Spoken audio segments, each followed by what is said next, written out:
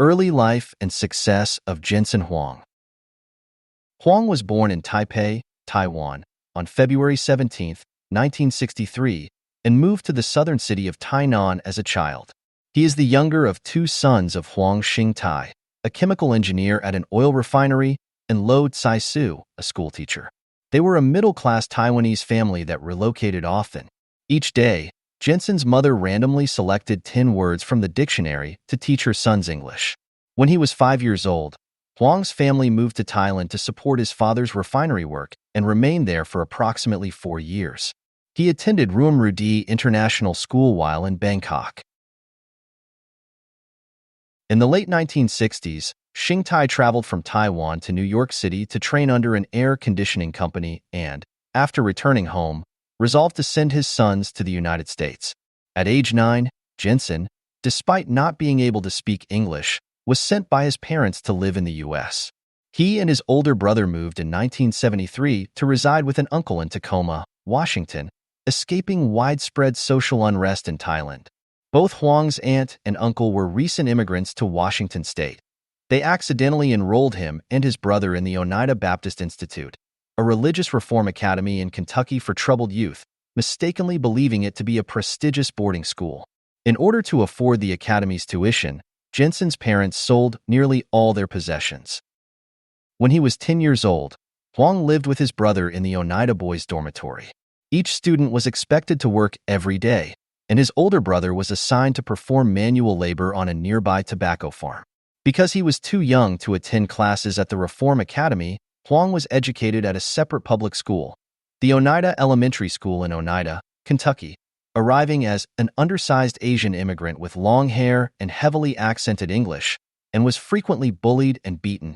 In Oneida, Huang cleaned toilets every day, learned to play table tennis, joined the swimming team, and appeared in Sports Illustrated at age 14. He taught his illiterate roommate, 17-year-old covered in tattoos and knife scars, how to read in exchange for being taught how to bench press. In 2002, Huang recalled that he remembered his life in Kentucky more vividly than just about any other. 2 years after Huang arrived in Oneida, his parents moved to the United States and settled in Beaverton, Oregon, where the brothers withdrew from school in Kentucky to live back with them. As a teenager, Huang attended Aloha High School in Aloha, Oregon, where he excelled academically. He skipped 2 grades, graduated at age 16, and became a nationally ranked table tennis player in addition to being a member of its mathematics, computer, and science clubs. Beginning at age 15, Huang also got his first job working the graveyard shift at a local Denny's restaurant as a dishwasher, busboy, and waiter from 1978 to 1983.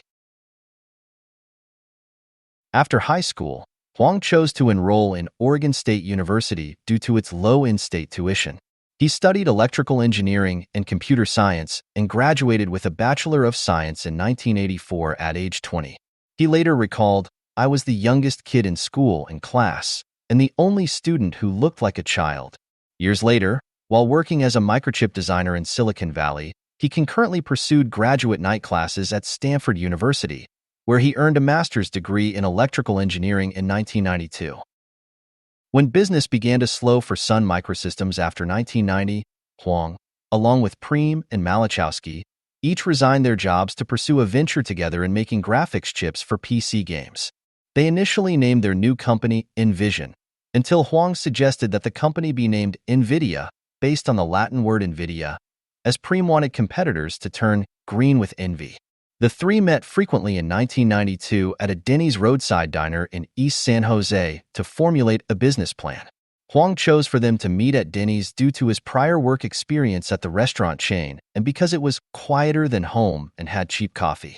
The three founded the company during one meeting at the Denny's diner at a breakfast booth.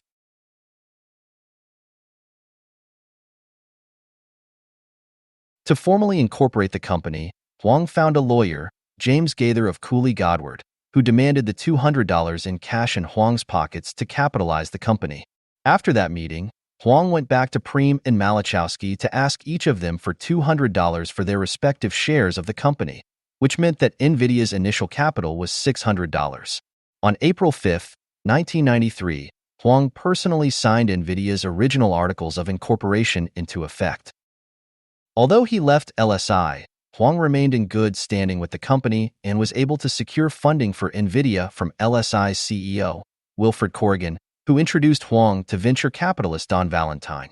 Valentine, the leader of Sequoia Capital, chose to invest in Nvidia, as did Sutter Hill Ventures. The funding enabled Nvidia to begin development efforts toward its first chip and to begin paying wages for its employees. By the first day of operation, Huang was made Nvidia's president and CEO. Even though Huang, at age 30, was younger than Priem and Malachowski, both Priem and Malachowski believed that he was prepared to be CEO. According to Priem, "We basically deferred to Jensen on day one and told Huang, 'You're in charge of running the company. All the stuff Chris and I don't know how to do.'" As of 2024, Huang has been Nvidia's chief executive for over 3 decades, a tenure described by the Wall Street Journal as almost unheard of in fast-moving Silicon Valley. He owns 3.6% of Nvidia's stock, which went public in 1999. He earned $24.6 million as CEO in 2007, ranking him as the 61st highest-paid U.S. CEO by Forbes. Hope this video can bring some inspirations to you.